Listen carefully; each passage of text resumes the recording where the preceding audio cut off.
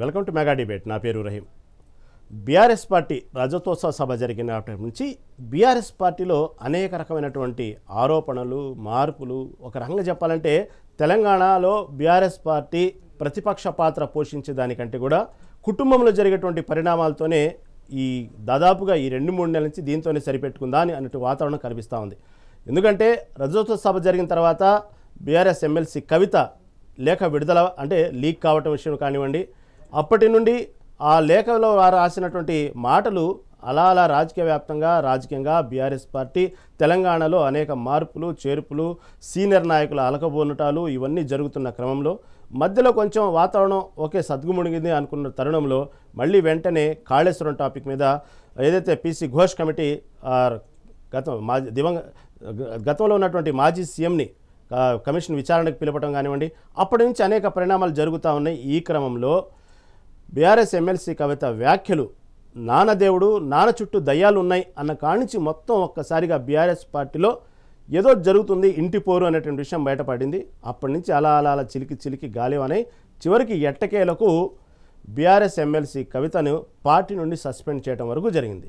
మరి ఎన్ని పరిణామాలు ఎందుకు జరిగినాయి? అసలు ఎమ్మెల్సీ కవిత ఇంత ఇదిగా డైరెక్ట్గా పేర్లు ప్రకటించి కాళేశ్వరం సంబంధించినటువంటి విషయంలో అవినీతి ఆరోపణలు హరీష్ రావు మీద సంతోష్ కుమార్కు వేయటం వెనుక కారణం ఏంటి? దీని వెనుక రాజకీయ ఉద్దేశం ఉందా? నిజంగానే బీఆర్ఎస్ పార్టీ పట్ల అంత ప్రేమ ఉందా కవితకి? నాన్నని దేవుడు అంటేనే చుట్టుకున్నటువంటి నాయకుల్ని ఎందుకు ఈ విధంగా దయ్యాలతో పోలుస్తున్నారు? నరసింహారావు గారు నమస్తే అండి. నమస్తే అండి. నరసింహ గారు, ఇప్పుడు ప్రధానంగా ఇక్కడ వచ్చిన చర్చ ఏంటంటే, ఇప్పుడు ఓకే పార్టీ అయితే సస్పెండ్ చేసింది, ఇప్పుడు బీఆర్ఎస్ ఎమ్మెల్సీ కవిత కంటే కూడా ఇప్పుడు ఎమ్మెల్సీ కవిత అనాల్సి వచ్చిందేమో. ఇప్పుడు ఎమ్మెల్సీ కవిత సంబంధించి పార్టీ సస్పెండ్ చేసిన తర్వాత పార్టీలో ఉన్నారు కాబట్టి ఇంతకాలం ఒక రకంగా పార్టీ పట్ల జరుగుతున్న డ్యామేజ్ పట్లనో ఆమె చెప్తూ వచ్చారు, లేకపోతే తండ్రి అయినటువంటి మాజీ సీఎం కేసీఆర్ను పొగుడుతూ ఒక దేవుడు అంటూ మిగతా వాళ్ళని దయ్యాలంటూ ఈ విధంగా అనేక సార్లు చరణాలు జరిగింది. నిన్న కాళేశ్వరం సంబంధించినట్టు ఎప్పుడైతే సిఐడి ఎంక్వైరీ కోరారో అప్పటి నుంచి సిబిఐ ఎంక్వైరీ కోరిన తర్వాత ఒక్కసారిగా చేర్పులు జరిగినాయి. ఆ విషయంలో చేసినటువంటి ప్రస్తావన కానివ్వండి, ఇటు పక్క హరీష్ రావు విషయంలో కానివ్వండి, సంతోష్ కుమార్ విషయంలో ప్రస్తావన జరిగినప్పటి నుంచి ఒక్కసారిగా బీఆర్ఎస్ పార్టీలో ఘోరమైన మార్పులు, చేర్పులు, చివరికి పార్టీ సస్పెండ్ చేయడం జరిగింది. ఇంతకు అసలు కవితకి ఏం కావాలని కోరుకుంటున్నారు? కవిత ఏ విషయంలో ఈ విధంగా బయటపడుతున్నారు అంటే ఒక క్లారిటీ ఏందండి? అసలు ఏం కోరుకుంటున్నారు కవిత అంటే? మీ విశ్లేషణ ఏంటి అసలు? రహీం గారు, మీకు ప్యానల్లో ఉన్నటువంటి ప్రేమ్ గాంధీ గారికి, తర్వాత నాతోటి విశ్లేషకులు కిరణ్ గారికి, ముఖేష్ గారికి, సహజంగా మనం కుటుంబంలో కానివ్వండి, లేకపోతే సామాజికంగా కానివ్వండి, ఆ కుటుంబానికి ఒక వ్యక్తికి కుటుంబం అనేటువంటిది బలం కావాలి. అది రాజకీయాల్లో కానివ్వండి, సినిమా రంగంలో కానివ్వండి, క్రికెట్ వాళ్ళకి ఎవరిని తీసుకున్నా కూడా కుటుంబం యొక్క బలం అనేటువంటిది ఏంటి? ఆ కుటుంబ సభ్యులందరూ కూడా ఆ యొక్క వ్యక్తికి సహకారము, మద్దతు ఇచ్చినప్పుడు ఆ వ్యక్తి ఆ రంగంలో ముందుకెళ్ళేటువంటి ఆస్కారం ఉంటుంది. కానీ ఇక్కడ మనకు రాజకీయానికి వచ్చే వరకులా ముఖ్యంగా ప్రాంతీయ పార్టీల్లో అందున కుటుంబ ప్రాంతీయ పార్టీల్లో మనం చూస్తున్నటువంటి ఒక 35 సంవత్సరాలు 40 సంవత్సరాల నుంచి మనం చరిత్ర అంతా చూసినట్లయితే ప్రతి రాజకీయ పార్టీలో కూడా కుటుంబం అనేటువంటిది బలం కాకుండా బలహీనతగా మారింది. మీరు 1995 ఎన్టీ రామారావు తీసుకోండి. ఫస్ట్ మనం చూసినటువంటి ప్రాంతీయ పార్టీ ఉమ్మడి 2 రాష్ట్రాల్లో తెలుగుదేశం పార్టీకి సంబంధించినంత వరకు ఆ రోజు ఎన్టీ రామారావుని పదవీచ్యుతుని చేసి ఇంకొకరు ఎక్కినటువంటి వాళ్ళు కూడా వాళ్ళ కుటుంబ సభ్యులే. తర్వాత ఎన్టీ రామారావుకు సంబంధించినటువంటి కొడుకులందరూ కూడా చంద్రబాబు నాయుడు పక్కనే నిల్చున్నారు. అంటే ఆ కుటుంబంలో వచ్చినటువంటి చీలిక ఆధారంగా అధికార మార్పిడి అనేటువంటి జరిగింది. అట్లాగే మొన్న రీసెంట్లీ మనం ఆంధ్రప్రదేశ్కు చూసినట్లయితే అసలు ప్రధానమైనటువంటి డ్యామేజీ కుటుంబం నుంచే జరిగింది. తర్వాత మనం తమిళనాడు చూసుకుంటే ఎంజి రామచంద్రను ఆరోగ్యం బాలేని చనిపోయినప్పుడు మన జయలలితను జానకి రామచంద్రను కొట్టుకున్నారు. మహారాష్ట్రలో చూస్తున్నాం, ఉద్ధవ్ థాకరే, బాల్ థాకరే కుటుంబంలో గొడవలు ఉన్నాయి. అట్లాగే అజిత్ పవార్ కుటుంబంలో గొడవలు ఉన్నాయి. ఇట్లా మనం ఏ రాష్ట్రానికి సంబంధించినటువంటి తీసుకున్నా కూడా ప్రాంతీయ పార్టీలకు సంబంధించినటువంటి సైద్ధాంతిక భావజాలమే వ్యక్తి చుట్టూ తిరుగుతుంటుంది. ఈ వ్యక్తి చుట్టూ తిరుగుతున్నప్పుడు ఖచ్చితంగా ఇలాంటివి ఈ రోజు కాకపోతే రేపు కాకపోతే ఎల్లుండి కాకపోతే ఇంకో 2 రోజుల తర్వాత సంభవించేటువంటివే. దీన్ని మనం పెద్దగా సీరియస్ గా తీసుకోవాల్సినటువంటి అవసరం లేదు. మనం బీఆర్ఎస్ సంబంధించినటువంటిది కూడా ముఖ్యంగా అధికారం లో ఉన్నప్పుడే గుర్తుపెట్టుకోండి, మనం 2019-20 తర్వాత కొంతకాలం మీకు అసలు హరీష్ రావు లాంటి వాళ్ళని కూడా మంత్రివర్గంలో తీసుకోనప్పుడే మనం ఏమనుకున్నాం, హరీష్ రావు బయటికి వెళ్ళిపోతున్నాడు అనేటువంటిది అప్పుడు మనం చర్చ చేసుకున్నాం. తర్వాత 2000 ఎన్నికల్లో ఓడిపోయిన తర్వాత హరీష్ రావు కొంతకాలం బీజేపీలోకి వెళ్తాడని, కొంతకాలం మన కాంగ్రెస్ లోకి వెళ్తాడని అనేక రకాలైనటువంటి ఊహాగానాలు వచ్చినాయి. ఇవి వేరే పార్టీలో అంత తొందరగా మనం ఊహాగానాలు కానివ్వండి, స్పెక్యులేషన్స్ కానివ్వండి, ఇవి చేయం. కేవలం కుటుంబం ఎందుకు అంటే, ఇప్పుడు ఇక్కడ మనం ప్రస్తుత విషయానికి వచ్చినట్లయితే, కవిత విషయానికి వచ్చినట్లయితే, ఒక 10 సంవత్సరాల పాటు అధికారాన్ని రుచి చూశారు. ఈ అధికారాన్ని రుచి చూసిన తర్వాత దాంట్లో ఉన్నటువంటి మజా ఏంటో తెలిసింది. ఆ మజా పోయిన తర్వాత ఇంకా వాళ్ళకు కుటుంబము, తండ్రి, బంధుత్వము, ప్రేమ, అభిమానము, కూతురు, ఈ రకమైనటువంటి బంధాలేవి ఉండవు. వాళ్ళకి కావాల్సినటువంటిది అధికారం ఉందా లేదా, లేకపోతే అధికారాన్ని ఎట్లా కైవసం చేసుకోవాలి అనేటువంటిది ఉంటుంది. ఈ ప్రాంతీయ పార్టీలోకి వచ్చే వరకు ఏమవుతుందంటే, దీనికి తోడు విచ్చలవిడి అవినీతి. ఈ విచ్చలవిడి అవినీతి దగ్గరకు వచ్చే వరకు ఏంటంటే, ప్రాధాన్యత క్రమాలు మారుతుంటాయి. మనం నా అన్నయ్య కంటే నేను ఎక్కువ సంపాదించుకోవాలా, లేకపోతే చెల్లెళ్ళ కంటే నేను ఎక్కువ సంపాదించుకోవాలా అనేటువంటిది అన్నా చెల్లెళ్ళకు సంబంధించినటువంటి స్టోరీ చూస్తున్నాం మనం ఇప్పుడు 2 రాష్ట్రాల్లో. దీనికి సంబంధించినటువంటి దాంట్లో ఏంటంటే, అప్పుడు ఏమిటంటే వాళ్ళకు అయ్యో నేను ఈ విమర్శ చేయొచ్చు, చేయకూడదు అనేటువంటిది ఉండదు. ఎవరి మీద ఎంత విమర్శన చేస్తున్నారు, ఈ కోవలోకి సంబంధించినటువంటిదే మనం ఈ కవిత ఉదంతాన్ని కూడా చూడాలి. ఈ కవిత ఉదంతం అసలు ఎందుకు వచ్చింది? కవిత గ్రహపాటో పొరపాటో లిక్కర్ కేసులో చిక్కుకుంది. ఆ లిక్కర్ కేసులో చిక్కుకున్న తర్వాత ఆమె యొక్క భావన ఏంటి, నన్ను లిక్కర్ కేసులో నేను 100 రోజులు పైన జైల్లో ఉన్నప్పుడు నన్ను నా కుటుంబం సరిగా పట్టించుకోలేదు, వాళ్ళు వ్యవహరించినటువంటి తీరు చాలా దుర్మార్గంగా ఉందనేటువంటిది ఆవిడ సన్నిహితుల దగ్గర, చాలా మంది దగ్గర వాపోయింది. వచ్చిన తర్వాత కూడా కొన్ని ఆవిడ మీద ఆంక్షలు పెట్టడం, తర్వాత అదే సైమల్టేనియస్ గా కేసీఆర్ బయటికి రాకపోవడం. ఎన్నికల్లో ఓడిపోయిన దగ్గర నుంచి ఒకసారి సభకు ప్రమాణ స్వీకారానికి వచ్చారు, తర్వాత నల్లగొండ సభకు వచ్చారు, తర్వాత పార్లమెంట్ ఎన్నికలకు వచ్చారు, కానీ ఆయన ఇంతవరకు ఎప్పుడు కూడా మన ఫామ్ హౌస్ లో బయటికి రాకుండా ఉండటం వల్ల మొత్తం పార్టీ యొక్క ఆధిపత్యము, పార్టీ యొక్క మేనేజ్మెంట్ అంతా కూడా కేటీఆర్ చేతిలోకి వెళ్ళింది. ఈ కేటీఆర్ చేతిలోకి వెళ్ళినటువంటి విషయాన్ని కవిత డైజెస్ట్ చేసుకోలేకపోయింది. నేను కూడా ఆ తండ్రికి కూతురునే కాబట్టి నాకు దీంట్లో వాటా ఉంది అని చెప్పేసి కొంత ఇంటర్నల్ గా గొడవలు అయి ఉంటాయి. ఆ గొడవల నేపథ్యంలో కేసీఆర్ సహజంగా కొడుకు వైపు కొంచెం మొగ్గి చూపుకుంటాడు కాబట్టి ఈ రకమైనటువంటి అంతరిద్యం అనేటువంటిది పార్టీలో వచ్చింది. ఇవన్నీ కూడా రాజకీయ పార్టీల్లో విమర్శలు, ప్రతి విమర్శలు. ఇప్పుడు మనం ఇప్పటిదాకా ఒక ఎపిసోడ్ చూసాం. బహుశా రేపటి నుంచి ఏం చూస్తాం, ఈ టిఆర్ఎస్ కి సంబంధించినటువంటి వాళ్ళందరూ, మన వైఎస్ఆర్సీపీలో జగన్ తన సొంత చెల్లెల్ని ఎట్లయితే తిట్టించాడో, ఈ బీఆర్ఎస్ శ్రేణులన్నీ కూడా రేపటి నుంచి కవితను తిట్టడం మొదలు పెడతాయి. కవితకు సంబంధించినటువంటి ట్విట్టర్ లో ఎవరైతే ఫాలో అవుతున్నారో ఆ ఫాలో అయిన వాళ్ళందరూ బ్యాక్ వచ్చేస్తారు. కవిత ఎక్కడికి వెళ్తే అక్కడికి వీళ్ళే ఘెరావు చేయటాలో లేకపోతే ఇష్టం వచ్చినట్టు మాట్లాడటమో చేస్తుంటారు. దీంట్లోంచి కవిత కూడా ఏం చేస్తుంది, అయ్యో ఇది నా తండ్రి పార్టీ, లేకపోతే నా అన్నయ్య ఉన్నాడు, నా మేనబావ ఉన్నాడు, నా పెద్దమ్మకు కొడుకున్నాడు అనేటువంటి విచక్షణ అనేటువంటిది కవిత కూడా ఉండదు. దేనికంటే నేను డ్యామేజ్ అయిపోతున్నాను కాబట్టి, నేను డ్యామేజ్ అయినప్పుడు పక్కన వాడిని కూడా డ్యామేజ్ చేయాలనే ఉద్దేశంతో కవిత కూడా మరిన్ని ఆరోపణలు చేసేటువంటి ఆస్కారం ఉంటుంది, మరిన్ని అవినీతికి సంబంధించినటువంటి విషయాలు బయటపెట్టేటువంటి ఆస్కారం ఉంటుంది. ఇప్పుడు ఈ మొత్తం వ్యవహారంలో నేనేమనుకుంటా అంటే, నా యొక్క అభిప్రాయం, టిఆర్ఎస్ ఎంతో అంత డ్యామేజ్ అవుతుంది. అది ఎంత అవుతుంది అనేటువంటిది మనం ఇప్పుడే చెప్పలేము, దేనికంటే ఎన్నికలకు ఇంకొక 3 సంవత్సరాల టైం ఉంది కాబట్టి. కానీ ఖచ్చితంగా మనం మన భారతీయ సమాజంలో మహిళకు కొంచెం మనం ప్రత్యేకమైనటువంటి విలువ, ప్రత్యేకమైనటువంటి దృష్టికోణము, ప్రత్యేకమైనటువంటి గౌరవం ఇస్తాం. ఒక ఇంట్లోంచి సంబంధించినటువంటి మహిళ బయటకు వచ్చి ఆ ఆరోపణలు చేసినప్పుడు సహజంగా మహిళా సమాజం అంతా ఆరోపణలకి కొంత అంటే ఆ ఆరోపణల మీద అయ్యో అనేటువంటి ఒక కన్సర్న్, ఒక ఉండేటువంటి ఆస్కారం అయితే కనిపిస్తుంది. ఇక చూడాలి రాబోయే రోజుల్లో. ఇప్పుడే మనకు అందుతున్నటువంటి వార్త ఏంటంటే, కవిత ఇప్పటి వరకు బీఆర్ఎస్ పార్టీలో ఉంది కాబట్టి, కేసీఆర్ కూతురు కాబట్టి కొంతమంది బాధ ఉన్నప్పటికీ కూడా ఆమె మాట్లాడేటువంటి మాటలు పార్టీకి తీవ్ర నష్టంగా కలిగించేటువంటి వ్యాఖ్యలు చేస్తున్నప్పటికీ కూడా కొంత భరించారు. ఇప్పుడు ఓపెన్గా పార్టీ నుంచి సస్పెండ్ అయింది కాబట్టి ఇటు పక్క కవిత మాట్లాడడానికి అన్లిమిటెడ్, ఇటు పక్క పార్టీలో ఉన్నటువంటి నాయకులు మాట్లాడడానికి అన్లిమిటెడ్ వ్యాఖ్యలు బయటకు వస్తారు. ఎప్పటి నుంచి చూద్దాం. మీరు చెప్పినట్టుగానే ప్రస్తుతం మనతో పాటు ప్రేమ్ గాంధీ గారు ఉన్నారు. ప్రేమ్ గాంధీ గారు నమస్తే అండి. ప్రేమ్ గాంధీ గారు మీట్లో ఉన్నట్టున్నారు, చూసుకున్నాం. నమస్కారం అండి. ప్రేమ్ గాంధీ గారు, మరి ఏంది ఎమ్మెల్సీ కవితని పార్టీ సస్పెండ్ చేసిన తర్వాత ఎన్ రామచంద్రరావు చేసిన వ్యాఖ్యలు అయితే ప్రధానంగా చర్చకు వస్తున్నాయి. ఇది కేవలం పార్టీకి సంబంధించిన వ్యవహారమో, లేకపోతే బీఆర్ఎస్ పార్టీకి నష్టం జరుగుతుందనో, లేకపోతే కాళేశ్వరం సంబంధించినటువంటి అవినీతి కంటే కూడా ప్రధానంగా అవినీతి సొమ్మును వాటా పంచుకోవడంలో వచ్చినటువంటి ప్రధాన సమస్యగా కనబడతా ఉంది. కాబట్టి దీన్ని ఇలా చూడాలి అనేటువంటి కోణంలో రామచంద్ర చేసిన వ్యాఖ్యలు ఎలా చెప్పాలి, ఎలా ఏమంటున్నారు దాని గురించి, పార్టీ స్టాండ్ ఏంటి అసలు ప్రధానంగా? అయితే ఇక్కడ మనము ఓవరాల్ గా ఉన్నటువంటి సబ్జెక్ట్ ని బ్యారేజ్ చేసుకుంటూ వస్తే జరిగినటువంటి స్టెప్ బై స్టెప్ ఎట్లా జరిగింది, ఏం విషయాలు అనేది పూర్తి స్థాయిలో అంచనా వేసుకుంటూ వస్తే ఖచ్చితంగా బీఆర్ఎస్ పార్టీ ఆ కవితని ఏ స్థాయిలో వాడుకోవాలో ఆ స్థాయిలో టిఆర్ఎస్ ఉన్నప్పుడు వాడుకున్నది, పార్టీ ఎదుగుదలకు ఉపయోగపడ్డారు, ఏ స్థాయిలో ఉపయోగపడ్డారు ఆ స్థాయిలో ఉపయోగపడ్డది. దాని తర్వాత కొన్ని కారణాల వల్ల ఆమె ఓడిపోవడం తర్వాత మళ్ళీ ఎమ్మెల్సీ చేయడం అయితే చాలా సందర్భాలు వాళ్ళ కుటుంబం పట్ల రాజకీయంగా ఆమెని అణచివేయబడుతుంది అనేటువంటి కోణంలో ఆమె చాలా బలంగా కూర్చొని ఉంది మైండ్ సెట్ లో. ఆమె నిన్న మొన్న కాదు, ఒక సంవత్సరం నుంచి ఆమె అంటా ఉంది. ఆమె మైండ్ సెట్ లో కూర్చుంది, ఎట్లా నన్ను రాజకీయంగా తొక్కేస్తున్నారు, రాజకీయంగా నన్ను అంచువేయబడుతుంది అనేటువంటి అంశం ఆమె క్లియర్ కనబడిన తర్వాత ప్రతిసారి అవకాశం ఉన్న ప్రతిసారి ఆమె బ్లాస్ట్ అయితే వస్తా ఉంది. దాంట్లో ఏమాత్రం సందేహం లేదు. ఇక రామచంద్రరావు గారు అన్నారు అంటే ఒక విషయం వాస్తవం.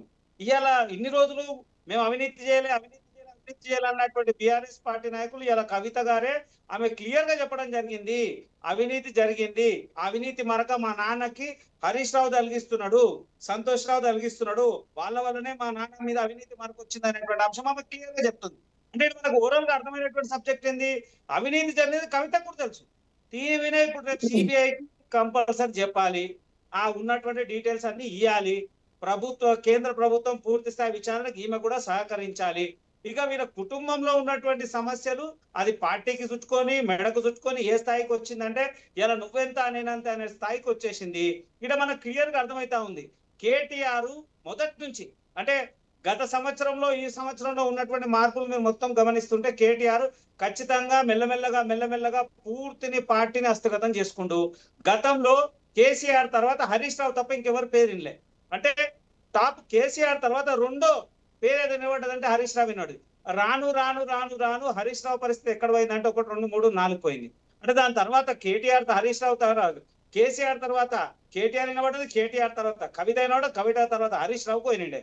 ఇవాళ పరిస్థితి ఏమైపోయింది, ఇవాళ బీఆర్ఎస్ పార్టీ అంటే కేటీఆర్ తప్ప ఇంకో మాట లేదు, కేసీఆర్ కూడా కానీ దిష్టి బొమ్మ లెక్క అయింది. ఆయన కూడా ఏదైనా సందర్భం వచ్చినప్పుడు ఇట్లాంటి సందర్భం వచ్చినప్పుడు ఎక్కడనో ఒక దగ్గర ఆయన రెస్పెక్ట్ అవుతుంది తప్ప ఎక్కడ కూడా ఆయన ప్రమేయం లేదు, ఆయన ఇన్వాల్వ్మెంట్ లేదు. ప్రజా సమస్యల మీద మాట్లాడతాడు, ప్రజా ఉద్యమాల మీద మాట్లాడతాడు, అనేక అంశాలలో ఎక్కడ స్పందించినా ఎక్కడేం మాట్లాడినా కానీ ఖచ్చితంగా కేటీఆర్ 100% రెస్పాండ్ అవుతా ఉన్నాడు. పార్టీని పూర్తిగా తన భుజాల మీద వేసుకుని కేటీఆరే బీఆర్ఎస్ పార్టీకి దిక్సూచి అనేటువంటి వాతావరణాన్ని పూర్తిగా ప్రజలకు కానీ వాళ్ళ క్యాడర్ కానీ అధికార పార్టీకే కానీ లేదా ఇతర రాజకీయ పార్టీలకు కానీ పూర్తిగా చూపించేసింది. అంటే ఏమాత్రం సందేహం లేదు. ఇదంతా జీర్ణించుకోలేనటువంటి కవిత అరే నా పరిస్థితి ఎటు పోయింది, ఇవాళ నా అస్తిత్వాన్ని కాపాడుకోలేనటువంటి పరిస్థితి ఉందన్నప్పుడు ఆమె బహిర్గతంగా కొన్ని విషయాల్ని నిర్మోమాటంగా అన్నది. అంటే పార్టీ నష్టపోతుంది అనేది కానీ పార్టీ ఓడిపోవడానికి గల కారణాలన్నీ, పార్టీలో ఎవరి వల్ల చీలికలు వస్తా ఉన్నాయి, ఎవరి వల్ల నా మాజీ ముఖ్యమంత్రి అయినటువంటి కేసీఆర్ పేరు చెడిపోయింది, కేసీఆర్ పేరు ఇలా ఆరోపణకు వచ్చేదానికి కారణమైనటువంటి వ్యక్తులు హరీష్ రావు, సంతోష్ రావు అని మెగా కృష్ణారెడ్డి అని ఆమె బహిరంగంగా చెప్పినప్పుడు ఈ పార్టీ తీసుకున్నటువంటి ఆలోచన ఏంది, అసలు పూర్తి విడ్డూరంగా ఆమెను సస్పెండ్ చేసిర్రు. అదే విచిత్రమే, సస్పెండ్ చేస్తారా లేకుంటే నోటీస్ ఇస్తారా? మేమైతే ఏమనుకున్నాం, నోటీస్ ఇచ్చి వివరణ అడుగుతుండొచ్చు అనుకున్నాం, కానీ సస్పెండ్ చేసిర్రు. ఖచ్చితంగా బీఆర్ఎస్ పార్టీ పతనం ఇప్పటి నుంచి స్టార్ట్ అయింది. ఆవిడ మాత్రం ఊకోదు.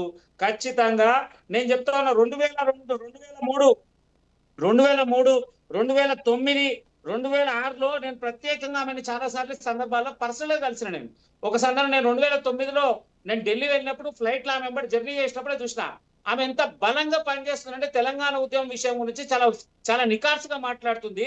నిజంగా కూడా ఆ రోజు ఉన్నటువంటి పరిస్థితులలో ఆమె ఒక కొడుకు చిన్న పిల్లగాడు ఉన్నాడు, ఇంకో కొడుకు కడుపులు ఉన్నాడు.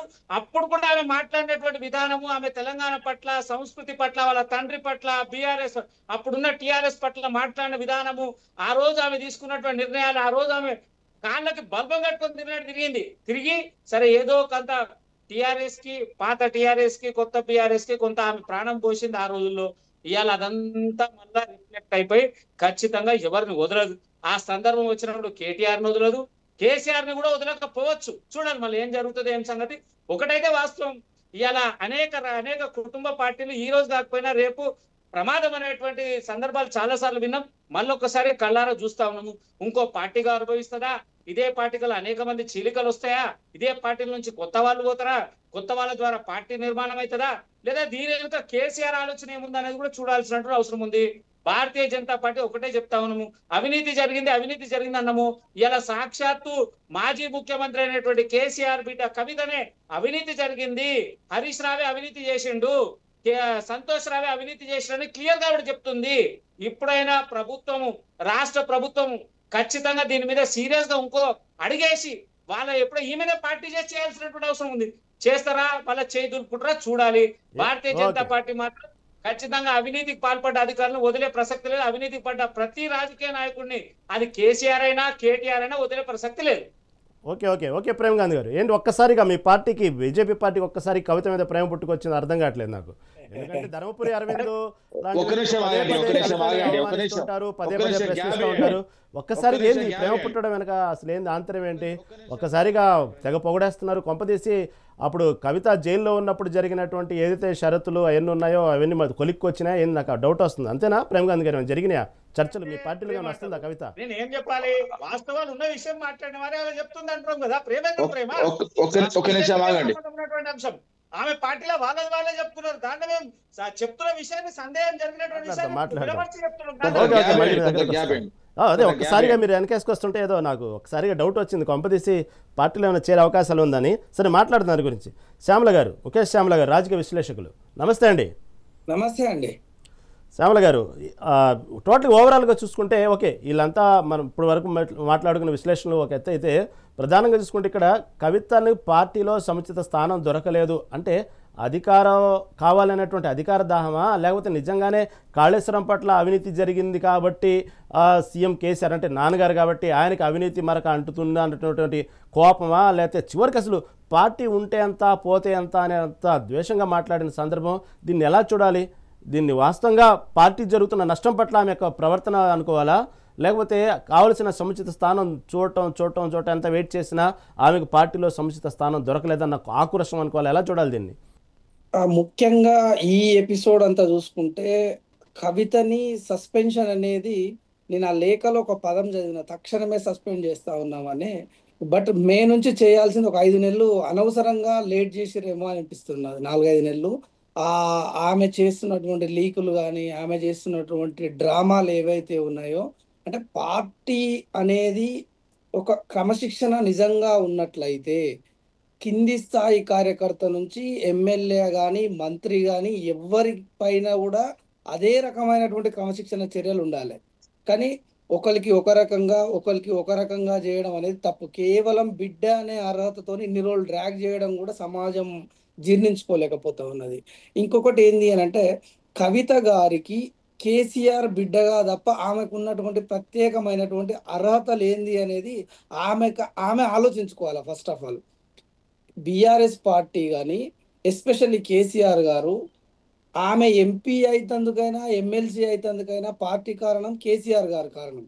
కానీ ఆమె సొంత శక్తి ఏది లేదు అందులో. ఏదో ఆమెను ఖచ్చితంగా దగ్గర పెట్టుకోవాలి కాబట్టి ఆమె ప్రెజరా ఇంకోట ఎలానో ఒక ఎంపీగా ఒక ఎమ్మెల్సీగా ఇచ్చిర్రు. అది అత్యంత పెద్ద రెన్యుమరేషన్ ఆమెకి. ఒక బిడ్డగా ఉండాలి, ఇంటి కుటుంబం వేరు, పార్టీ వేరు. ఆ 2 పొజిషన్లు గనక వేరే వాళ్ళకి ఇస్తే కొత్త లీడర్లు తయారయ్యే వాళ్ళు బహుశా. దాన్ని పక్కకు పెట్టి ఈమెకి అధికమైనటువంటి ప్రయారిటీ ఇవ్వడం లాంటివి చేయడం వల్ల ఈరోజు పార్టీనే ప్రమాదంలో పడ్డది. ఇంకొక ముఖ్య అంశం ఈ ఎపిసోడ్లో ఏంది అని అంటే, ఆమె సంతోష్ రావుని అన్నప్పుడు ఒక రకంగా ఇంటర్ప్రిటేషన్ చేసుకున్నారు పబ్లిక్, కానీ ఎస్పెషల్లీ హరీష్ రావు గారిని అనే వరకే తెలంగాణ సమాజం మొత్తం తట్టుకోలేకపోతా ఉన్నది, బీఆర్ఎస్ పార్టీ కాదు. ఎందుకు అని అంటే, ఒకవేళ ఇదే మాట గనక ఒకవేళ కేటీఆర్ గారి మీద వస్తే ఇంత స్పందన సొసైటీ నుండి కానీ పార్టీ నుండి కానీ రాకపోవచ్చేమో అనిపిస్తా ఉన్నది. హరీష్ రావుకు ఉన్నటువంటి క్రెడిబిలిటీ అది. ఇంకొకటి, హరీష్ రావుని ఎవరైనా ఏమన్నా అంటే ఈవెన్ బీజేపీ కాంగ్రెస్ లో ఉన్నటువంటి అభిమానులు కూడా కొంచెం తట్టుకోలేరు, ఆయన అందరితో లిబరల్ గా ఉంటారు. అదొక అంశము. ఇక్కడ మనం ప్రస్తావించాల్సినటువంటి అంశంలో ఒక బిడ్డగా అందరూ ఏమనుకున్నారంటే, ఒక కనిములి లాగానో, మన శరద్ పవార్ బిడ్డ సుప్రియ సూలే లాగానో, ఒక పార్టీకి ఒక అసెట్‌గా ఉంటదని అనుకున్నారు గానీ, ఇంత తప్పుడు నిర్ణయాలు, వేరే వాళ్ళు ఏసేటటువంటి పాచికలో తను పడుతుంది అని చెప్పి ఎవ్వరు ఊహించలేదు ముఖ్యంగా. ఈరోజు కవిత యొక్క అమాయకత్వమే అని అంటా నేను. ఆమె అమాయకత్వం ఏంది అనంటే, సోషల్ మీడియాలో గానీ, మీడియాలో గానీ ఈ కాంగ్రెస్ వాళ్ళు, బీజేపీ వాళ్ళు ఎస్పెషల్లీ యాంటీ బీఆర్ఎస్ ఏదైతే ఉన్నదో, వీళ్ళు పొగడ్తనా, ప్రేమనా చూసి ఏమనుకుంటుందంటే, ఆమె మీద ప్రేమ అని అనుకుంటుంది. అది స్పెషల్లీ బీఆర్ఎస్ పార్టీ మీద, కేసీఆర్ గారి మీద ఉన్నటువంటి ద్వేషంతోని ఆయనకి ఎవరు ఎదురు మాట్లాడినా వీళ్ళంతా సపోర్ట్ చేస్తున్నారు అనే కనీస స్పృహ కోల్పోయి మాట్లాడుతా ఉన్నది.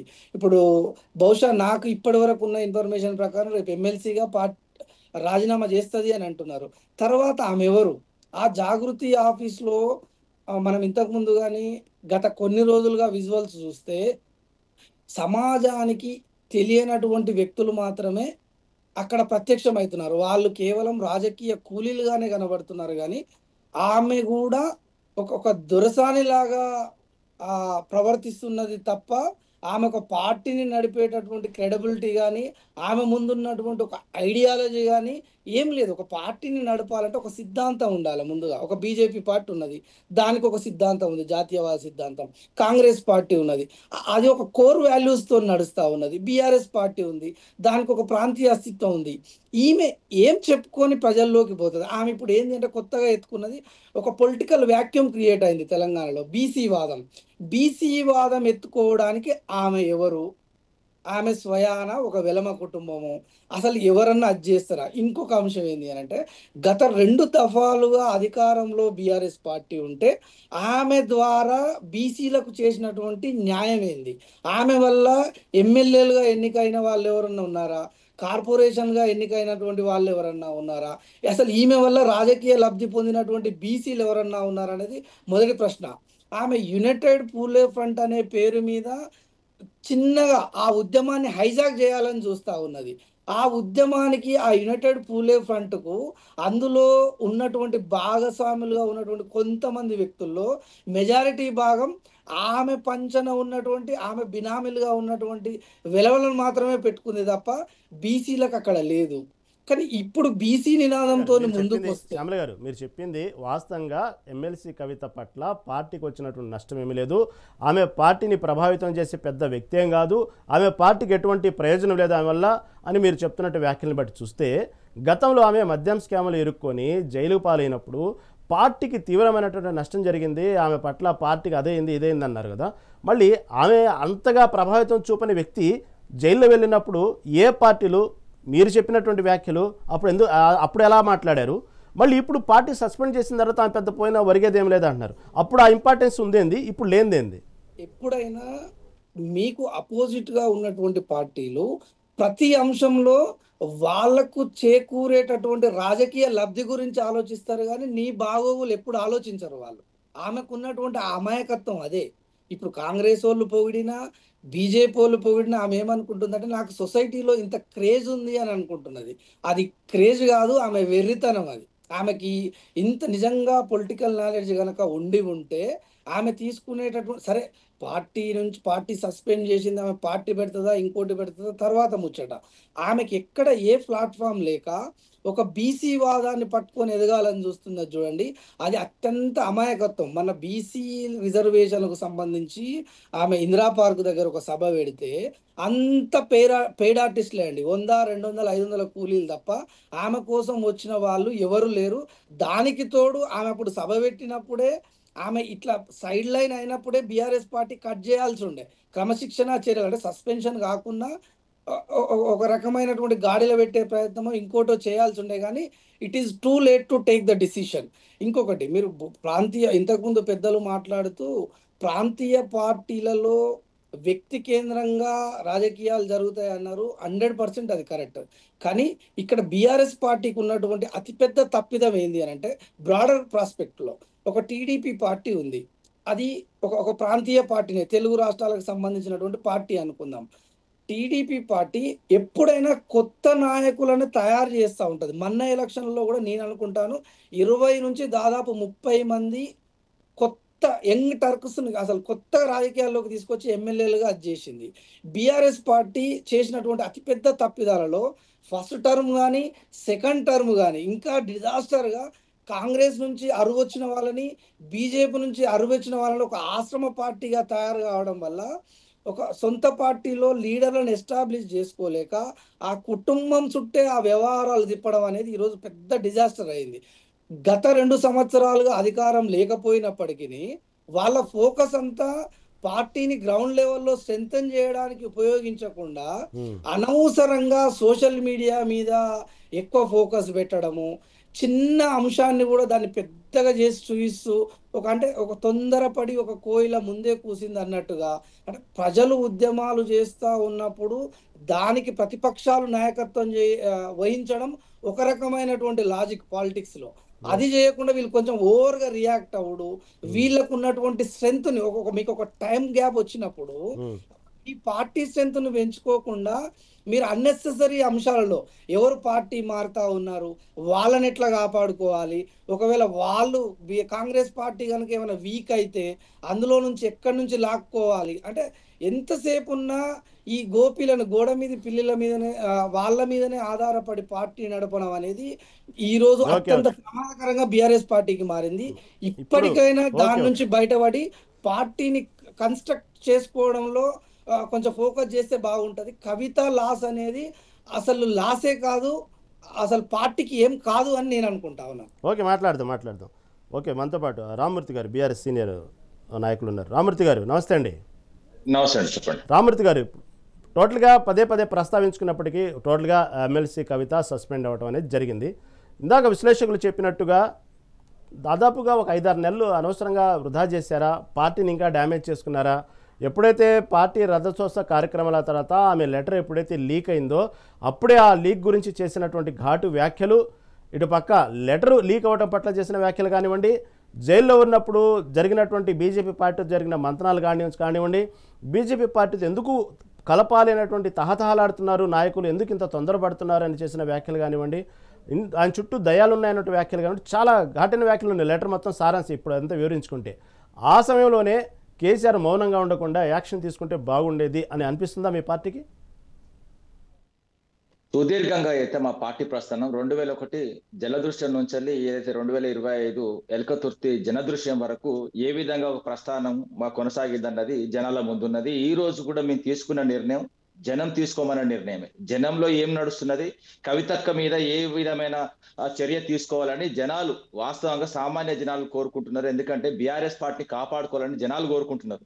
మళ్ళీ కేసీఆర్ గారిని గద్దె మీద కూర్చోబెట్టాలని జనాలు కోరుకుంటారు. కాబట్టి జనాల కోరిక మేరకు మాత్రమే ఈ రోజు మా తీర్పు ఏదైతే గౌరవ కేసీఆర్ గారు తీసుకున్నారు, అది లేట్ అయిందా లేట్ కాలేదా అన్నది కాలేవ సమాధానం చెప్తుంది. ఎందుకంటే మేము ఏదైతే తెలంగాణకు ఎంత చేశామో, తెలంగాణ కోసం 13 ఏళ్లు కొట్లాడి తెలంగాణ తీసుకొచ్చినాం. అదే విధంగా 9.5 ఏళ్లు సుదీర్ఘంగా ఏదైతే పరిపాలన చేసి ఏదైతే ఎలా ఉన్న తెలంగాణ ఏ విధంగా తీసుకొచ్చామన్నది తెలంగాణ ప్రజల పాదాల దగ్గర ఉన్నది.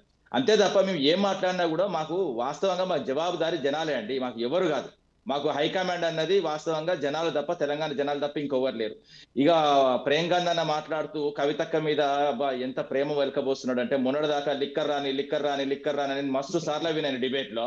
ఎంత క్రిటిసైజ్ చేస్తూ కవితక్కని మాట్లాడినోడు ఈ రోజు భుజాల మీదకొని మోస్తానంటే అసలు ఏ విధంగా నాకే ఆశ్చర్యం కలిగించింది. ఇప్పుడు మీ ఏ విధంగా ఆశ్చర్యపోయినా నేను కూడా అదే విధంగా ఆశ్చర్యపోయినా. వాస్తవంగా ఏంటంటే రాజకీయాల్లో ఏమంటారు, శాశ్వత మిత్రులు శాశ్వత శత్రువులు ఉండరు అన్నదానికి ప్రేమ్ గాంధీ మాటలే మనం అయితే తీసుకోవచ్చు. అదే విధంగా ఏదైతే కవితక్క మాటలు నిజంగా నన్ను బాధించినాయి. ఎందుకంటే ఆమె మాట్లాడుతూ పార్టీ ఉంటే ఏంది పోతే ఏందంటే, వాస్తవంగా కేసీఆర్ గారు కానీ కేసీఆర్ గారు పెట్టిన పార్టీ కానీ కేసీఆర్ గారితోనే సమానం. ఆ విధంగా మాట్లాడడం అంటే పార్టీ ఉంటే ఏంది పోతే ఏందంటే చాలా ఘోరమైన మాట. వాస్తవంగా పార్టీ కూడా నిర్ణయం తీసుకుంటుంది. అలాంటప్పుడు నువ్వు ఉంటేంది పోతేంది అనేది వాస్తవంగా నిర్ణయం తీసుకున్నది ఈ రోజు ప్రజల ముందు పెట్టింది. అదే విధంగా ఏదైతే మా మీద వచ్చిన ఆరోపణలు గౌరవ కేసీఆర్ గారి మీద కానీ, అదే విధంగా హరీష్ రావు గారి మీద కానీ, అదే విధంగా కేటీఆర్ గారి మీద కానీ అభివృద్ధి చేసిన ఆరోపణలు, మరి మీ మీద వచ్చిన ఆరోపణలు ఏందన్నది జనాల ముందు ఉన్నది. ఎందుకంటే మీ మీద ఉన్న కేసులు మా మీద ఉన్న కేసులు, మీ మీద వచ్చిన ఆరోపణలు మా మీద వచ్చిన ఆరోపణలు వాస్తవంగా జనాల ముందు జనాలే నిర్ణయించుకుంటారు అంతే తప్ప కానీ ఏదైతే మొత్తం వెంట్రుకలు బిక్కోని అవసరం లేదండి. ఇంకోటి ఏంటంటే ఇప్పుడు సింగరేణి విషయంలో కూడా ఏంటంటే సుదీర్ఘంగా ఎవరైనా కూడా ఉంటే బోర్ కొడుతుందండి. ఎందుకంటే పార్టీ కొంచెం చేంజెస్ చేయాలనుకున్నది, పార్టీలో ప్రక్షాళన కావాలని కవితక్క కోరుకున్నది. అరే నీతోనే మొదలు పెడతాం ప్రక్షాళన అని మా పార్టీ నిర్ణయించుకున్నది. ఎందుకంటే అన్ని సంవత్సరాలు ఒక యూనియన్ కి నువ్వు గౌరవ అధ్యక్షురాలుగా ఉంటే ఇంకోరికి ఇద్దాం, ఎందుకంటే నీవు కూడా ఎదిగినావు కదా, ఎదిగిన ఇంకోరు కూడా ఎదగాలి, అక్కడ ఇంకోరు పని చేయాలి, ఒకళ్ళ వర్క్ స్టైల్ చూసినప్పుడు ఇంకోళ్ళ వర్క్ స్టైల్ కూడా చూడాలి, పార్టీ నిర్ణయాన్ని శిరోధార్యంగా పాటించాలి. లేదు నేను దాన్నే పట్టుకొని ఉంటా, నాది ఎట్లా తీసేస్తావని ఇంకో లెటర్ రాసింది. నేనైతే వాస్తవంగా దాన్ని చూసిన తర్వాత లోపల నిన్న అవ్వకుండా, ఎందుకంటే పార్టీ నిర్ణయం వచ్చేంత వరకు నేను కూడా వెయిట్ చేద్దామని చూసిన. నిన్న నుంచి నేను కూడా ఓపెన్ కావడం జరిగింది. ఎవరినైనా కూడా ఎంతవరకు బ్యాలెన్స్ చేయాలో, ఎంతవరకు కాపాడుకో అంతవరకు కాపాడుకుంటాం.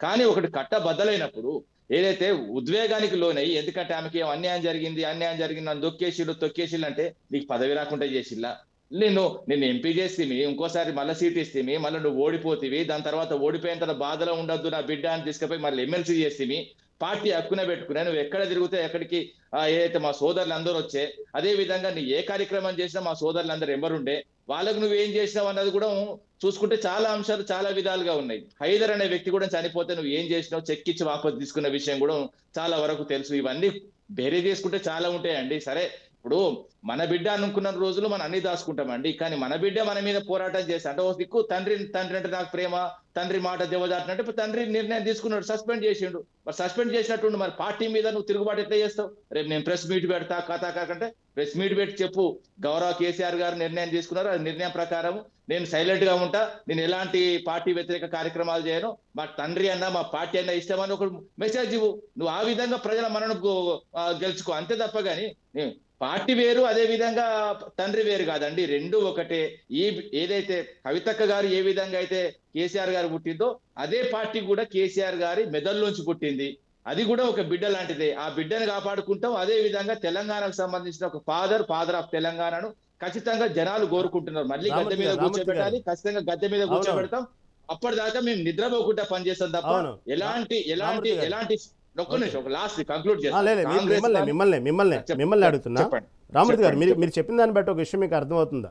దాదాపుగా మీరు ఆ లెటర్ ఎప్పుడైతే లీక్ అయిన కాడి నుంచి చూసుకుంటే కవిత చేసేటువంటి ప్రతి కార్యక్రమాన్ని కనుక మీరు అబ్జర్వ్ చేస్తే, ఉదాహరణకు కేటీఆర్ ఏదైతే కార్ ఫార్ములా రేస్ సంబంధించిన నోటీసులు అందుకుని విచారణకి వెళ్ళిన రోజు ఆమె వెంటనే జగిత్యాల పర్యటన పెట్టుకున్నారు.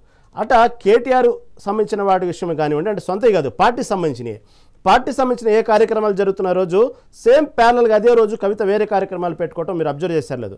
ఈ విధంగా పార్టీని ఆమె మొదటి నుంచి ఎప్పుడైతే లీక్ అయిన కాడి నుంచి ప్రతి సన్నివేశంలో బీసీల రిజర్వేషన్ కానివ్వండి, ఇటు పక్క జస్టిస్ ఘోష్ కమిషన్ నివేదిక ఇచ్చిన తర్వాత ఆ కమిటీకి రిపోర్ట్ ఇచ్చిన తర్వాత మొదటిసారి రిపోర్ట్కి సంబంధించినట్టు కేసీఆర్ ఎప్పుడైతే దానికి సంబంధించినటువంటి నోటీసులు అందుకున్నారో ఆ సమయంలో ఆమె చేసిన వ్యాఖ్యలు కానివ్వండి, ప్రతిదీ మీరు అబ్జర్వ్ చేస్తే ఓవరాల్గా అప్పటి నుంచి ప్యారలల్గా అబ్జర్వ్ చేస్తే పార్టీని విమర్శించడమే కాదు, ముందు అసలు నన్ను సస్పెండ్ చేయండి, ముందు నేను బయటికి వెళ్ళిపోవాలి, ఉండలేకపోతున్నాను అన్నట్టు ఒక తపన పడుతున్న విధంగా మీకు అర్థం కావట్లేదా?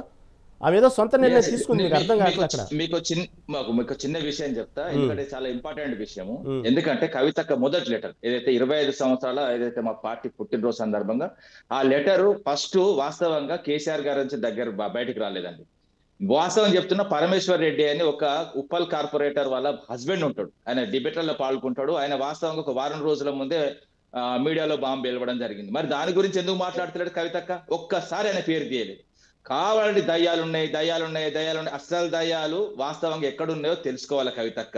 ఇంకోటి ఏంటంటే కేసీఆర్ దేవుడు అన్నప్పుడు దేవుని దగ్గర దయ్యాలు ఉండవు, దేవుళ్ళే ఉంటారు అంతే తప్ప కానీ దేవుణ్ణి కాపాడుకునే దేవుని యొక్క భటులు ఉంటారు అంతే తప్ప కానీ దయ్యాలు ఉండవు. అదే విధంగా ఏదైతే హరీష్ రావు గారు కానీ, అదే విధంగా ఏదైతే ఇప్పుడు మీరు మాట్లాడుతున్న సంతోష్ రావు గారు కానీ ఆయన కోసం సాక్రిఫైస్ చేసారు, ఆయన పార్టీ కోసం సాక్రిఫైస్ చేసారు. ఆపద వచ్చినప్పుడల్లా హరీష్ రావు గారు పార్టీని లేపిండు. అదే విధంగా సంతోష్ రావు గారు అయితే మొత్తం ఆరోగ్యాన్ని ఫస్ట్ నుంచి ఇప్పటి వరకు కాపాడుకుంటూ వస్తున్నారు. ఏంటంటే ఇప్పుడు మీరెక్కడున్నారు, మీరే విధంగా మాట్లాడిల్లు, మీరు ఏ విధంగా ఇప్పుడు ప్రవర్తిస్తున్నారు, ఏదైతే తండ్రి గుండెని గాయపరుస్తున్నారు, ప్రతిసారి ఏదైతే నేను మాట్లాడే మాటతోనే మా డాడీ ఎట్లా ఫీల్ అవుతాడని కూడా ఆలోచించకుండా విచక్షణ రహితంగా మాట్లాడినప్పుడు వాస్తవంగా ఒక తండ్రి లాంటి వాడు ఈ నిర్ణయం తీసుకోవడానికి బాధపడతాడు. కానీ పార్టీ ఇంపార్టెంట్, తెలంగాణ ప్రజలైన కుటుంబం కాబట్టి ఆ కుటుంబాన్ని కాపాడుకునే నిర్ణయం వాస్తవంగా కేసీఆర్ గారు చేతున్నది కాబట్టి 100% తెలంగాణ ప్రజల కోసం ఆలోచించి మీరు చెప్పినట్టే ఎప్పుడైతే ఆమె లేఖ లీక్ అయిందో వెంటనే కేసీఆర్ పిలిచి మాట్లాడితే బాగుండేది అనేది చాలా మంది అభిప్రాయం. అప్పుడు ఎందుకు మౌనం వహించారు? ఆమెకు మళ్ళీ ఇంకా అసలే ఆమె నిరుత్సాహంలో పార్టీ విధంగా డ్యామేజ్ అవుతుందంటూ లేఖ రాసిన తర్వాత తండ్రికి పిలిపించి మాట్లాడేటువంటి ఇది లేకుండా కేటీఆర్ హరీష్ని పిలిపించి నెక్స్ట్ రాబోయేటువంటి ఏదైతే నోటీసులు అందుకున్నారో దాని గురించి గంటలు చర్చించారే తప్ప, అవకాశం ఇచ్చారే తప్ప ఎక్కడా కవితని పిలిచి మాట్లాడి ఆమెను కూల్ చేసే పరిస్థితిలో ఎందుకు చేయలేదు వాతావరణం. ఆ పార్టీలో కావాలని ఆమె కూడా వెళ్ళాలని పొగబెట్టారనే సందర్భాలు కూడా అర్థమవుతుందని విశ్లేషకులు అంటారు. నరసింహ గారు, ఇందాక మీరు చెప్పినట్టు మనం అనుకున్న ఒక వ్యాఖ్య, రేపటి నుంచి చూడాలి. ఈరోజు పార్టీ నుంచి సస్పెండ్ అయింది కాబట్టి ఎమ్మెల్సీ కవిత, రేపటి నుంచి ఇక బీఆర్ఎస్ నాయకుల చేత ఇక వరుసగా మీడియా సాక్షిగా కావాల్సినటువంటి ఇప్పటి వరకు వేరు, రేపటి నుంచి కథ వేరు, ఇక వరుసగా పురాణాలు మొదలు పెడతారు, భూత పురాణాలు, ఆమెను తీవ్రంగా విమర్శించడం మొదలు పెడతారు. మనం ఇందాక అనుకున్నాం. కానీ రేపటి రోజు కాదండి, కొన్ని గంటలు కూడా ఆగలేకపోయారు. ఇటు పక్క చూస్తే బీఆర్ఎస్ నాయకులు కల్వకుంట్ల కవిత సంబంధించిన ఫ్లెక్సీని బయటకు రోడ్డు మీద తీసుకొచ్చి కాల్చడం, బూడిద చేయడం జరిగింది. ఇప్పుడు దానికి వెంటనే తెలంగాణ జాగృతి సంబంధించిన నాయకులు ఇప్పుడే కొద్ది క్షణాల క్రితం ఇటు హరీష్ రావు సంబంధించినటువంటి ఏదో దిష్టిబొమ్మను తీసుకొచ్చి రోడ్డు మీద దహనం చేయడం జరిగింది. ప్రస్తుతం జరుగుతుంది ఆ కార్యక్రమం. ఎలా చూడాలి? అప్పుడే మొదలైంది అనుకోవాలా కవిత వర్సెస్ హరీష్ రావు? అంటే బీఆర్ఎస్ పార్టీ 20 సంవత్సరాలు 25 సంవత్సరాల విజయోత్సవం పూర్తి చేసుకుంది, మొన్ననే రజోత్సవం. ఈ సందర్భంలో అంటే ప్రతి పార్టీలో ఇందాక నేను చెప్పినట్టు ప్రతి ప్రాంతీయ పార్టీలో ఇలాంటి ఇవి మనం వాటిని టీ కప్పులో తుఫాన్ అనుకోవాలా, లేకపోతే ప్రతి పార్టీలో ఏర్పడేటువంటి ప్రతిష్టంభన అనుకోవాలా అనేటువంటి కొద్దిసేపు పక్కన పెడితే, దీన్ని వాళ్ళు కూడా నేనేమంటా అంటే ఇప్పుడు వాళ్ళు మన బీఆర్ఎస్ సంబంధించినటువంటి వాళ్ళు చెప్పారు, వాళ్ళకు ఉద్యమ నేపథ్యం ఉంది, అది ఉంది, ఇది ఉంది, అది ఉందని. ఇంత నేపథ్యం ఉన్న వాళ్ళు, మెచ్యూరిటీ ఉన్న వాళ్ళు మెచ్యూరిటీగా ఉండాలి. ఆ మెచ్యూరిటీ ఉండకుండా బిహేవ్ చేశారనుకోండి, అవతల వ్యక్తికి ఇప్పుడు ఫర్ ఎగ్జాంపుల్ ఇప్పుడు మనం కవిత గురించి మాట్లాడుతున్నాం. కవితకి వచ్చేది లేదు, పోయేది లేదు. దేనికంటే ఆల్రెడీ ఒక 100 రోజులు పైన ఆవిడ జైల్లో ఉండొచ్చింది, తిహార్ జైలు వచ్చింది. కాబట్టి ఇప్పుడు ఆవిడ కొత్తగా ఆవిడకి పోయేటువంటి పరువు ప్రతిష్టలు లేవు. పోతే గీతే టీఆర్ఎస్ పోవాలి. ఎందుకు? ఇప్పుడు వాళ్ళ మెడ మీద కత్తి కాళేశ్వరం సిబిఐకి వెళ్ళిపోతుంది. ఈ సిబిఐకి వెళ్ళిపోతున్నప్పుడు దాంట్లో మళ్ళీ అది ప్రత్యేకమైనటువంటి చర్చ. కానీ సిబిఐ అయితే మామూలుగా ఇంట్లో ఒక రండి బాబు కూర్చోండి అని చెప్పేసి విచారణ అయితే చేయదు కదా. ఏదో ఒక రకంగా ఇప్పుడు వచ్చినటువంటి పీసీ ఘోష్ కమిషన్ నివేదిక ఆధారంగా ఇప్పుడు కవిత చేసినటువంటి అవినీతి జరిగింది అనేటువంటిది అయితే ప్రజలందరూ నమ్ముతున్నారు కదా. దీనికి కూడా కారణం ఏంటి?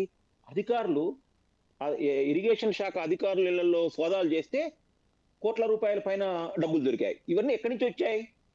మొత్తానికైతే అక్కడ సంథింగ్ హ్యాపెండ్, ఏదో ఒక అవినీతి అయితే జరిగింది. జరగకుండా అన్ని 100 కోట్ల రూపాయలు అధికార మార్పిడి ఎట్లా జరుగుతుంది? ప్రతి వాటిని చూసినా ఎవరు నివేదికలో ఎవరితో మాట్లాడినా ఇది మాకు సంబంధం లేదు, బాస్ ఇచ్చినటువంటి ఇన్స్ట్రక్షన్స్ అన్నారు. ప్రత్యేకించి కేసీఆర్ కూడా మీడియా ముందు అనేక సంవత్సరాలు అనేక సందర్భాల్లో నేనే దీన్ని డిజైన్ చేశాను అన్నారు. కాబట్టి దాంట్లో ఖచ్చితంగా అవినీతి జరిగిందని అనుకోవాలి మనం. కారణం ఏంటంటే పీసీ ఘోష్ కమిషన్ కానివ్వండి, లేకపోతే ఏసీబీ వాళ్ళు చేసినటువంటి దీని నుంచి తప్పించుకోలేరు కదా. ఇక్కడ నేనేమంటా అంటే కేసీఆర్ కానీ బీఆర్ఎస్ కానీ విఘ్నత చూపించాల్సినటువంటి అవసరం ఉంది. కవిత ఫ్లెక్సీలు దగ్ధం చేస్తే వాళ్ళకు వచ్చేటువంటిది ఏం లేదు. కవితను వదిలేశారనుకోండి, అసలు పట్టించుకోకుండా ఈ 5 నెలలు ఎట్లయితే పట్టించుకోకుండా వదిలేశారో, ఇక ముందు కూడా అసలు కవితను పట్టించుకోకుండా వదిలేస్తే కవిత మాట్లాడుతున్నారు, ఎవరో ఒకళ్ళు వేస్తే వెళ్ళిపోతారు. కానీ కవితని రప్చర్ చేశారనుకోండి, రప్చర్ చేస్తే అంతిమంగా నష్టపోయేది బీఆర్ఎస్. కారణం ఏంటంటే మనం గతంలో ఇలాంటివి చాలా చూసాం. ఫర్ ఎగ్జాంపుల్ జగన్మోహన్ రెడ్డి చెల్లికి పరిష్కారం వచ్చింది, పిలిచి అమ్మని చెల్లె కూర్చుని మాట్లాడుకున్నట్లయితే ఆవిడ బయటికి రాకపోయేది. బయటకు వచ్చి ఎంత డ్యామేజ్ చేసింది? ఎన్నికల్లో అధికారం పోయింది. అంటే అధికారం కేవలం షర్మిల వల్ల పోయింది అనట్లే, అనేక కారణాల్లో షర్మిల ఒక కారణం. ఇట్లా మనం ప్రతి రాష్ట్రంలో అనేక రకాలైన ఉదాహరణలు ఉన్నప్పుడు ఇంత ఉద్యమ నేపథ్యం. ఇప్పుడు ఇంకో విషయం ఏంటంటే, ఇప్పుడు షర్మిలని కవితని కంపేర్ చేసుకోవడానికి వీల్లేదు. షర్మిల కేవలం బ్యాక్ డోర్ నుంచి వచ్చినటువంటి ఏ నేపథ్యం లేదు, కేవలం రాజశేఖర్ రెడ్డి బిడ్డ అనేటువంటి నేపథ్యమే. కానీ కవిత అప్పుడు 2001లో వచ్చినప్పుడు కేసీఆర్ కూతురు కావచ్చు, కానీ ఈ జాగృతుల ద్వారా కానివ్వండి, లేకపోతే లోక్సభ సభ్యురాలు కానివ్వండి, లేకపోతే ఎమ్మెల్సీ కానివ్వండి, ప్రజలతో మమేకమైనటువంటి ఉన్న వ్యక్తి. ఉద్యమాలు చేసి వాళ్ళు అప్పుడే కొట్లాటలు చేశారు, అప్పుడే మాట్లాడటం వాళ్ళ నాన్న దగ్గర కేటీఆర్ గాని కవిత గాని అద్భుతమైనటువంటి వాక్ నేర్చుకున్నారు.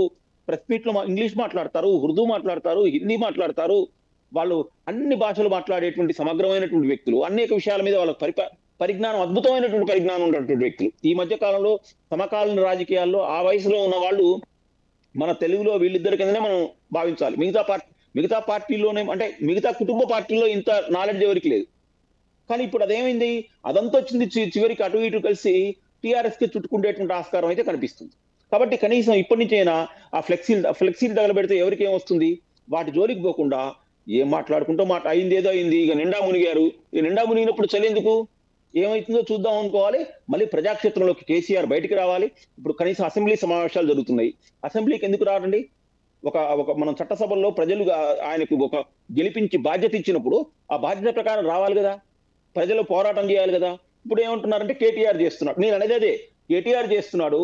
ఇప్పుడు ఇందాక మన సామల మహేష్ గారు ఏమన్నారు, తెలుగుదేశం అద్భుతమైనటువంటి యువ నాయకత్వాన్ని ప్రోత్సహించిందన్నారు. ఎవరు యువ నాయకత్వం?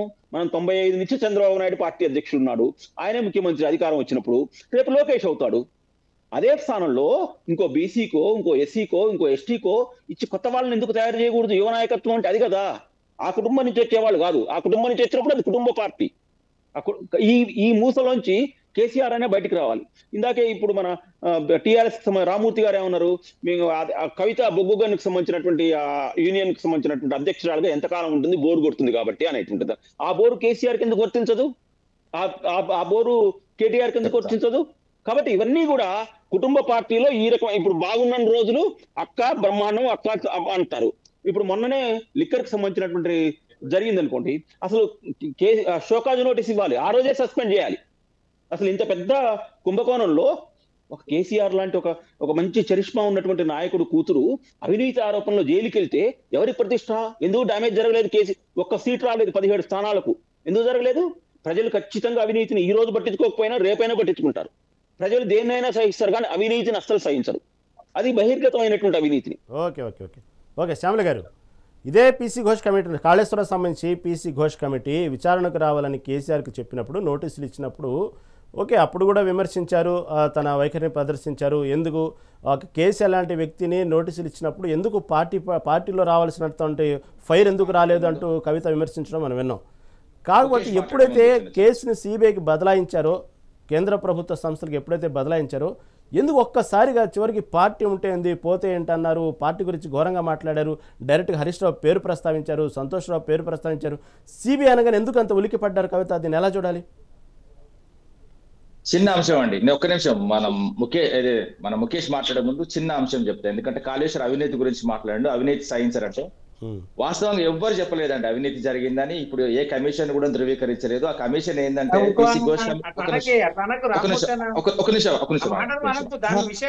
శ్యామల గారు, ఓకే ఓకే ఓకే రామూర్తి గారు నెక్స్ట్ మీ దగ్గరకు వస్తారండి. శ్యామల గారిని మాట్లాడి, ముఖేష్ గారిని మాట్లాడివ్వండి.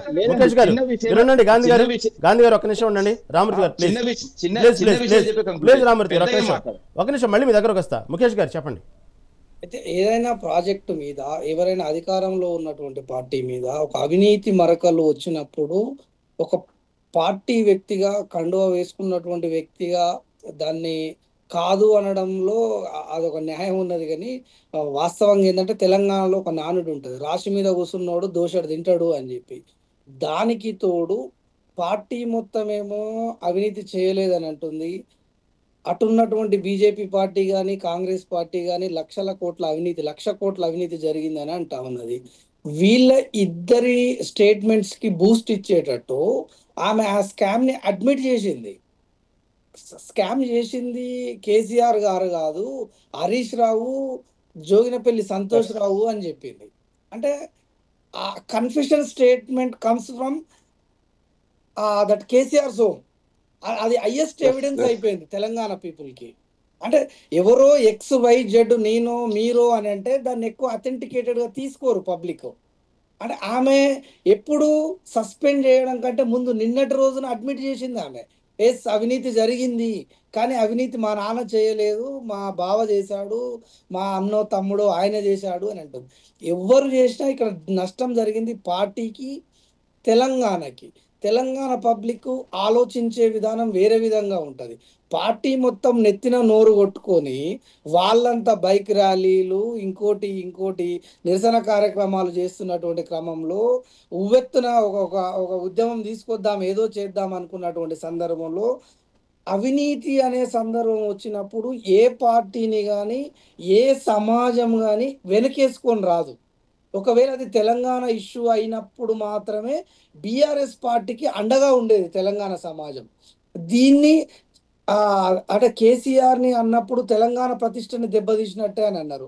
అంటే ఈవెన్ దో ఆ లింక్ తెలంగాణ సమాజానికి చేసినప్పటికీ తెలంగాణ పబ్లిక్ నుంచి రియాక్షన్ రాకపోయేసరికి పార్టీ మూమెంట్ తీసుకుంది. ఆ పార్టీ మూమెంట్ ఇట్లా అయ్యే సందర్భంలో ఇట్లా నీళ్లు సల్లింది ఆ ఉద్యమం మీద, పార్టీ ఎస్పెషల్లీ పార్టీ మీద. కాబట్టి ఇప్పుడు మీరు నేను రామ్మూర్తి గారు అనుకోవడం కాదు కాళేశ్వరంలో అవినీతి జరిగిందా అని. ఇప్పుడు విచారణ చేయాల్సింది సిబిఐ విచారణ. ఆమెకున్నటువంటి భయం బహుశా అనుకుంటాను లాలూ ప్రసాద్ యాదవ్ గారు అప్పట్లో దానా కుంభకోణం 940 కోట్లు 900 కోట్లు చేస్తేనే ఆయన వాళ్ళ వైఫ్ అంతా జైల్లో ఉండొచ్చిర్రు. ఇప్పటికీ ఆ పార్టీ కొంత అస్తవ్యస్తంగా ఉన్నది. అక్కడ కూడా ఇప్పటికీ జీవన్మరణ సమస్యతో కొట్టుమిట్లాడుతూ ఉన్నది. మళ్ళీ ఎప్పుడు అధికారంలోకి రాలేదు ఫుల్ మెజారిటీతో రాలేదు. ఇప్పటికీ still it is struggling to come to the ruling. కాబట్టి అలాంటి పరిస్థితి ఏమన్నా వస్తుందా అనే ఒక రకం.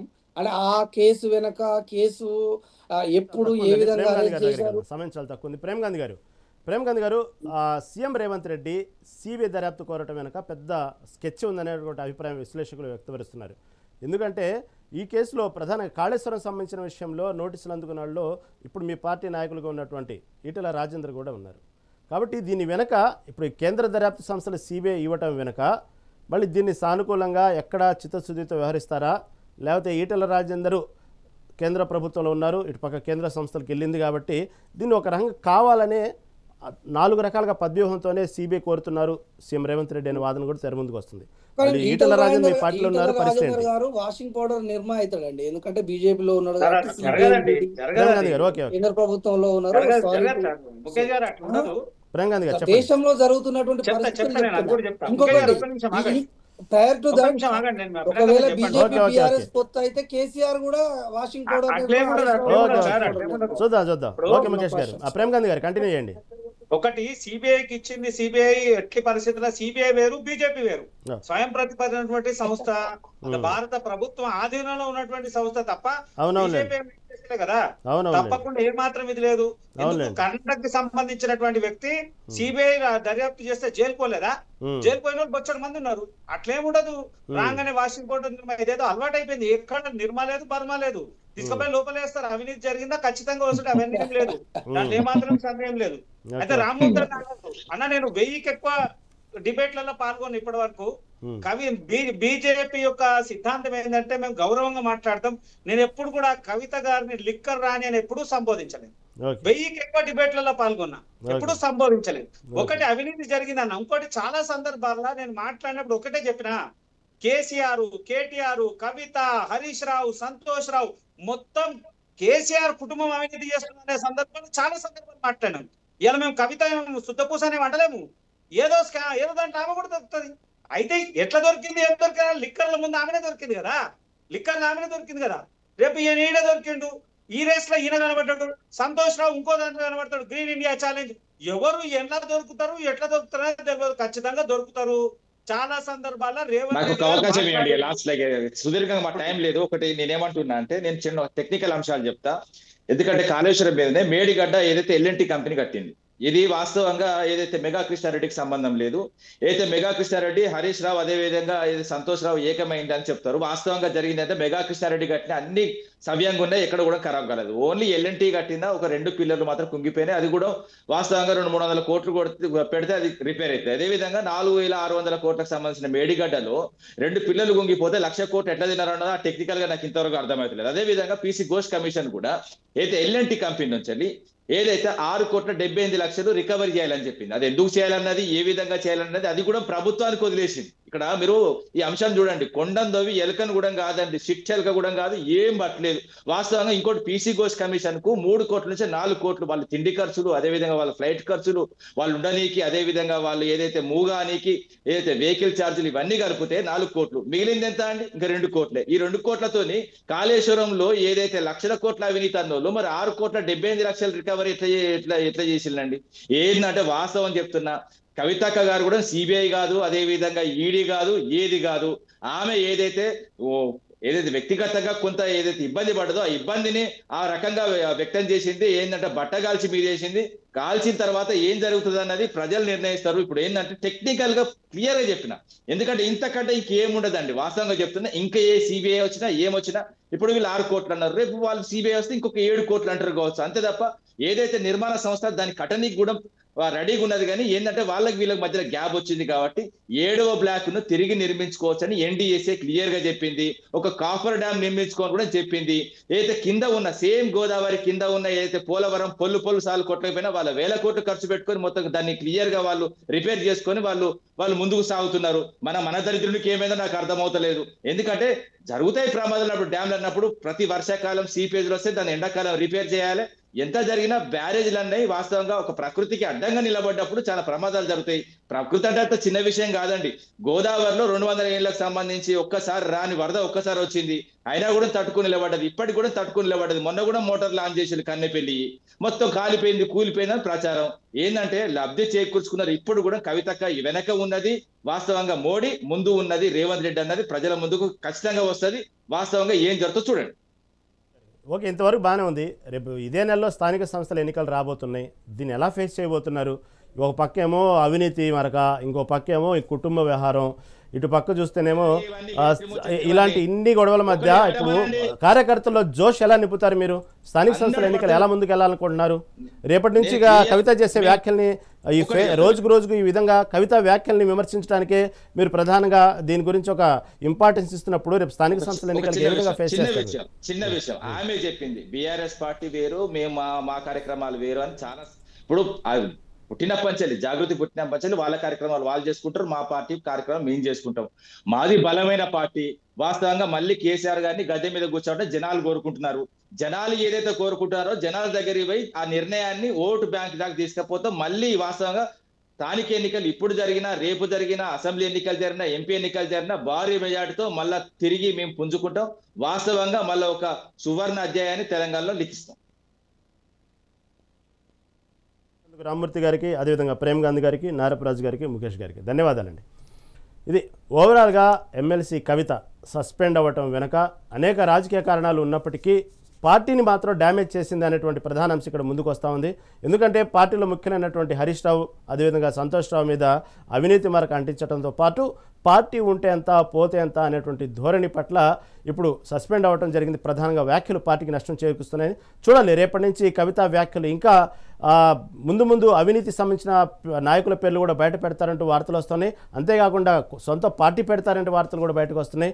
రేపు మీడియా ముందు ఇక కవిత ఏం మాట్లాడతారని ఉత్కంఠ మాత్రం తెలంగాణ రాజకీయాల్లో కనబడుతోంది. ఇది ఈనాటి మెగా డిబేట్. చూస్తూనే ఉండండి మెగా 9 టీవీ.